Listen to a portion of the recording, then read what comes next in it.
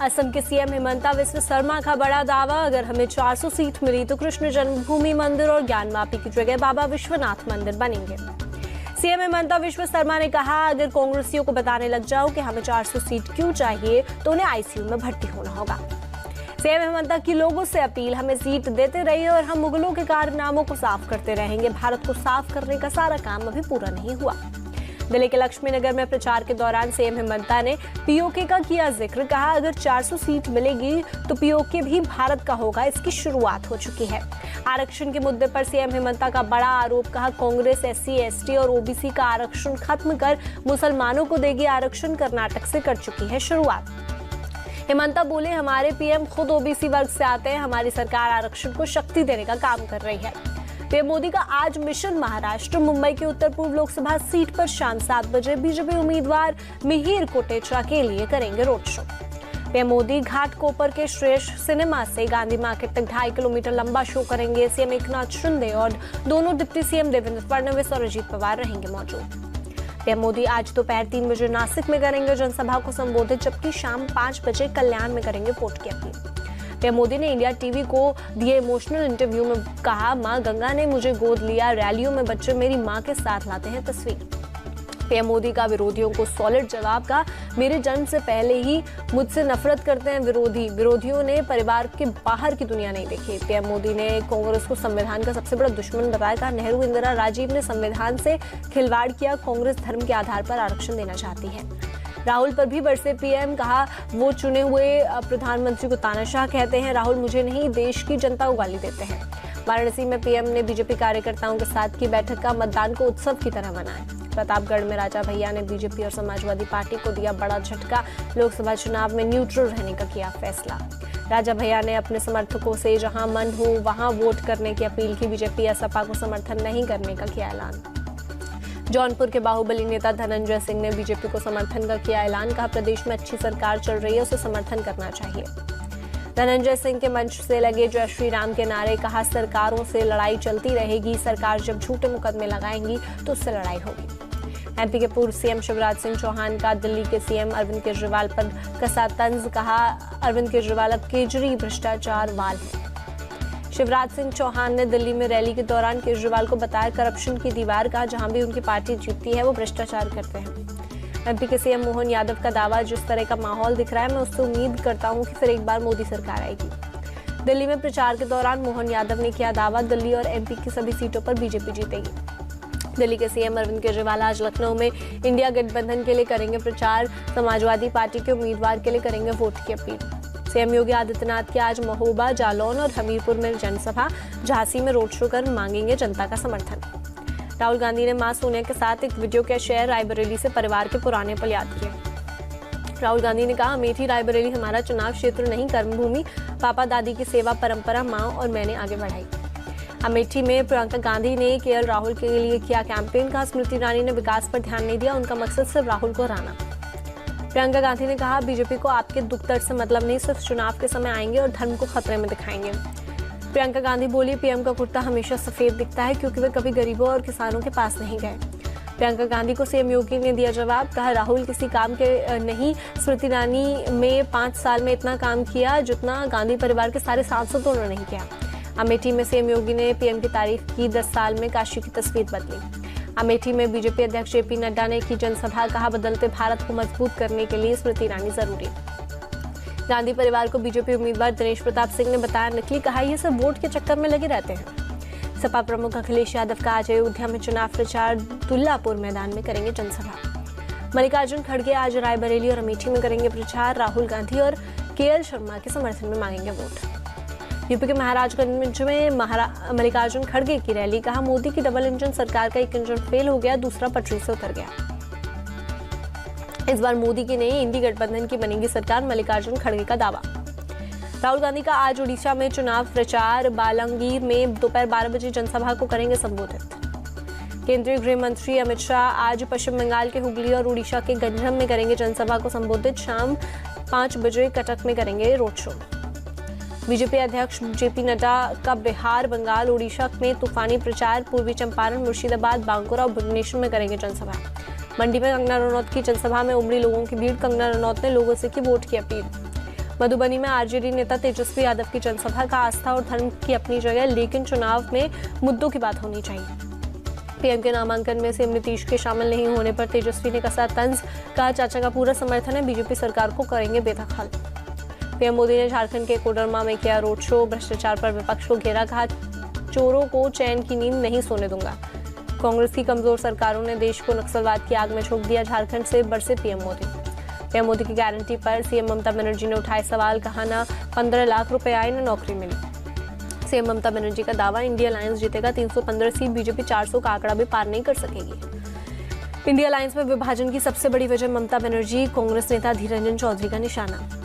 Mafia Mukhtar Ansari के बेटे उमर अंसारी का बीजेपी पर बड़ा आरोप, कहा खरीदने की कोशिश हुई, नहीं बिके तो मेरी मां पर 16 मुकदमे लगाए।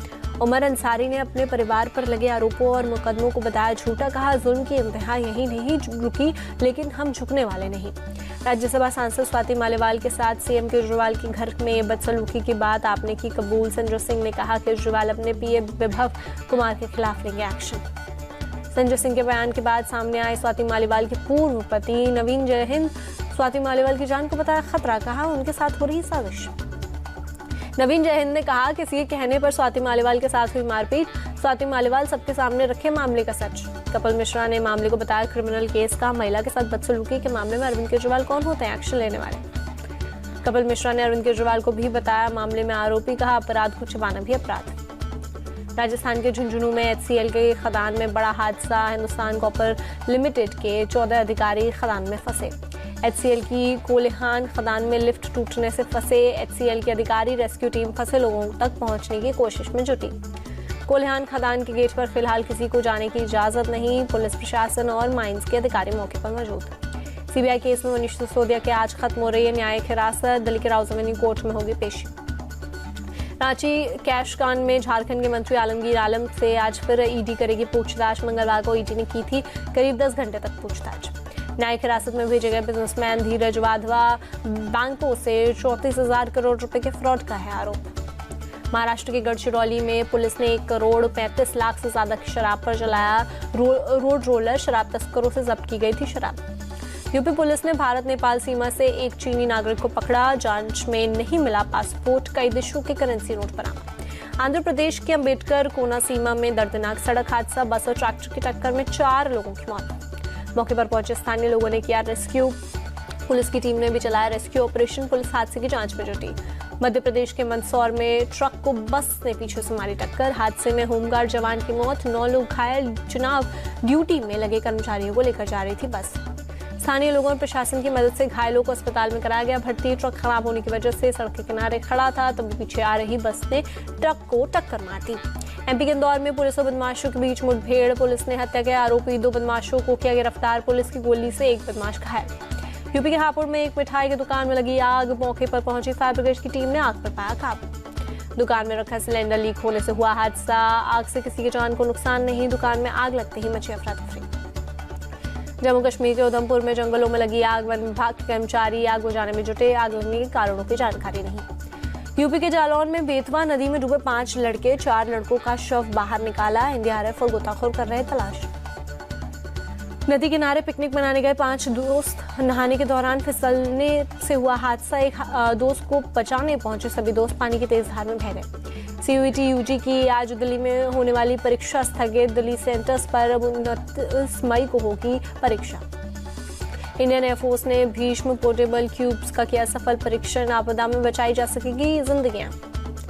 भारत और ईरान के बीच चाबार पोर्ट को लेकर अमेरिका की प्रतिक्रिया पर बोले विदेश मंत्री एस जयशंकर, कहा हम सभी मुद्दे पर चर्चा करेंगे, समझेंगे और महत्व को समझाएंगे। विदेश मंत्री एस जयशंकर बोले मैंने डील को लेकर कुछ टिप्पणियां देखी, लेकिन ये संवाद करने और लोगों को समझाने का सवाल है, ये सभी के लाभ के लिए। विदेश मंत्री एस जयशंकर ने कनाडा और अमेरिका को चुनाव के मुद्दे पर दिया करारा जवाब, कहा जो अपने चुनाव का परिणाम तय करने के लिए अदालत जाते हैं वो हमें बता रहे हैं कि चुनाव कैसे कराए जाएं। यूपी के महोबा में जल जीवन मिशन के तहत लोगों के घरों तक पहुंचा स्वच्छ पानी, घरों के नलों में पानी आने से लोगों में छाई खुशी। तमिलनाडु के कोयम्बटूर में हज यात्रियों को लगाया जा रहा वैक्सीन, 26 मई से करेंगे हज यात्रा की शुरुआत। फ्रांस के नॉर्मेंडी में कैदियों के वैन पर हमला, 2 पुलिस वाले की मौत जबकि 3 लोग हुए जख्मी। नकाबपोश हमलावरों ने एक टूल बूथ के पास किया हमला। मोहम्मद इमरान नाम के एक खुकार कैदी को भगा कर ले गए।